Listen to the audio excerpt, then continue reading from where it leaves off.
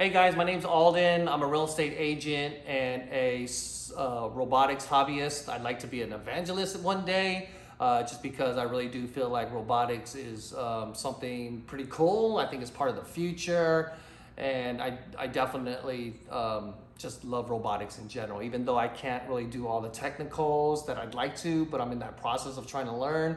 There's just so many things to learn, like 3D printing, like modeling, learning about servos, coding, there's all kinds of great things you can learn about robotics. I actually joined a place called the Circuit Launch, and I joined, well, not I joined, but we created sort of a Friday night, what we call the Robot Church.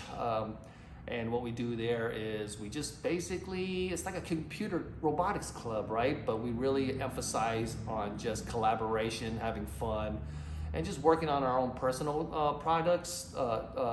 Right now, I'm working on a telepresence robot. I've been working on it for years. I want to give a shout out to Dan and Jill. They both had, when I first initially went to Circuit Launch, I was lost. I didn't know what I was doing, but I really loved the telepresence robot that they built. And ever since then, I've been working on that sort of endeavor. I got friends, Phil Chin. I want to give out a shout to him because he definitely helped me out just get comfortable in a robotics environment. It's sort of intimidating sometimes just because people are very siloed in, right? They definitely just want to stay focused, and they don't, a lot of times engineers don't want to be bothered, and they're just working on their own project. So it can be intimidating for sort of a newbie or a guy that doesn't know too much about robotics. So I want to send out a shout out to Phil. That was, definitely, ever since then I loved ever since then I loved robotics. I have our new, not new, but after COVID, we didn't go to the lab as much. My colleague, my friend, Ed, which I think is the most amazing, brilliant mind that I seen at Circuit Launch. I mean, I'm sure there are other smart folks, but Ed built a robot from scratch. I mean, like, there is a humanoid robot at our lab that he built, and I saw him build it from just scraps of metal and motor. Well, maybe not metal, but motors and just bare bone parts. And now it's fully functional, maybe not fully functional, but it's a working robot. It talks to you. It speaks to you, it moves, I want the arms move. It's pretty cool. Anyways, that's sort of my spiel, sort of what I'm thinking about talking about for the rest of the year is robotics and the startup companies that come through. There's a guy named John. He's doing some really cool stuff with stable diffusion. And if anybody knows about stable diffusion, it's sort of, think of it like Google, and you describe pictures or describe a vision, and then that computer or that diffusion comes up with a actual picture or illustration. And I think it's pretty cool. But some people are threatened by it, but for guys like me that don't know how to draw art or do art, I think it's just a pretty cool hack or a pretty fun technology.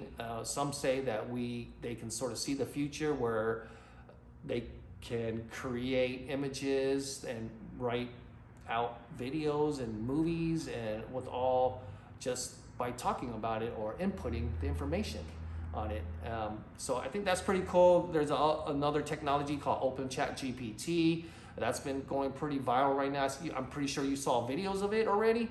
And the amazing thing about OpenChatGPT is that it basically, some folks are saying that it could create industries, right? And for instance, think of it like Google, but when you give it input, give it instruction, it actually comes back with an answer. So like, say for instance, we asked it to write code for my Raspberry Pi to move a simple actuator or a servo, and it will, in Python, and it actually will do that and come up with the code. So that was pretty cool. And on the other side of the industry where I belong in is real estate. I'm on a team at Compass Real Estate. I'm also a Redfin partner. We talk about real estate all the time. We have meetings, and one of our team members brought up Open Chat GPT. He was, he came out and asked the group, has anybody used Open Chat GPT? And I thought that was interesting because different industries have different uses for this technology. So I'd go out, if you're out there, go to open.ai, check it out. I like going to the playground. I had a pretty good conversation with I don't know what you want to call it, I guess a virtual friend, I guess. But definitely OpenAI Playground has some fun stuff. My other half is, but not the other half, but real estate. That's where I, make most of my day and working on real estate, right? So this year has been pretty sort of upside down compared to last year. Last year during COVID, it seemed like every agent was making their sort of top dollar or top gross sales. It seemed like it was a very good year for agents last year. And this year, I don't see that same exuberation. Personally, I've done about before December, I was up at 50% of what I did last year. And I think I'm catching up right now to doing about 60, 70% of what I did last year, hopefully 75, but it is ending this year. So we'll see about those numbers. I do want to talk about buyers and sellers. Buyers, hey, it's actually a good time for you to buy. I personally have bought a property and I've done the numbers. And when you think about the price last year where it used to be and you look at the price where it's now and you do the mortgage, it's relatively the same thing. For instance, if you bought a $1 million home last year, it cost you $5,000, right? In mortgage at 3%. But now if you're buying an $800,000 home, the same home for $800,000, it still costs about $5,000 because of the interest rates. But you got a lower price home and you're paying less in property tax. So I think that's a good thing. You also have choices. Buyers, representing buyers, you can also, what we call in the lending, well, I don't belong in the lending industry, but as an agent during a buyer's market, because I've been in the market for over 10 years, we used to use this language called 3% NRCC. And what that means is 3% of non-recurring closing costs. And what your buyers do or your agents can do for you is ask the seller to pay for your closing costs or use some of that money or the 3%, up to 3% for buying down interest rates, right? So if the interest rates are a little bit high, ask the seller to pay for your buy down points. And if it's a reasonable offer, your seller might be willing to do it.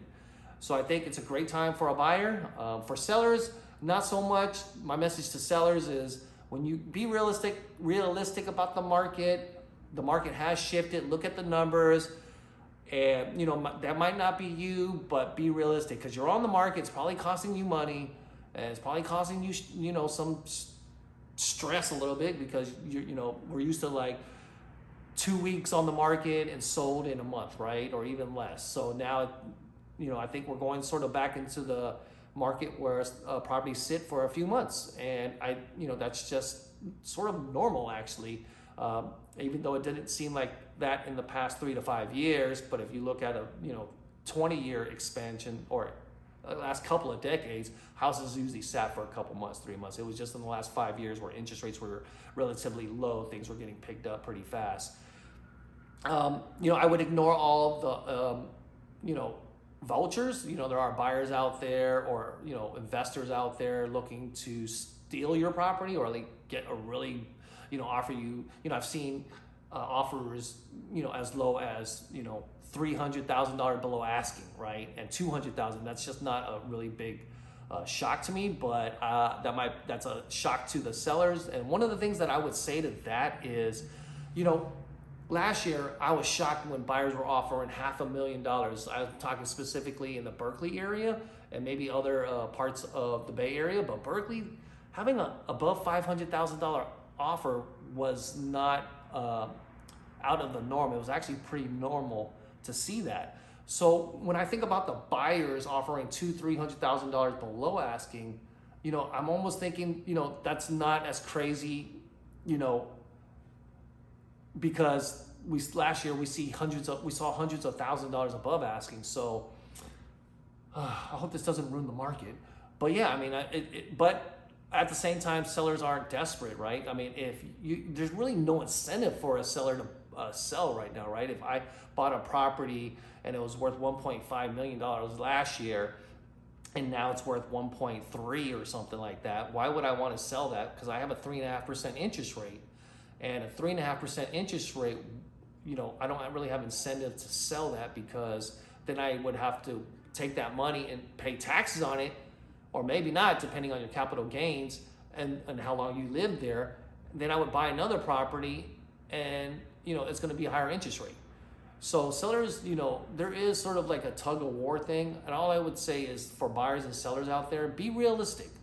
Be realistic, look at comparables, do your homework, also be patient, and hopefully you'll get that property you love, and hopefully you'll sell that property for the price you wanted. So if anybody's looking to buy or sell real estate in the Bay Area, look me up. My name's alden.wong at compass.com, and I work for Compass. I'm also a Redfin partner, and I wish you guys best of luck. And most importantly, go ahead and pound that subscribe button, because I would love for my first subscriber to get on, and I look forward to communicating and having a great community here. Thank you.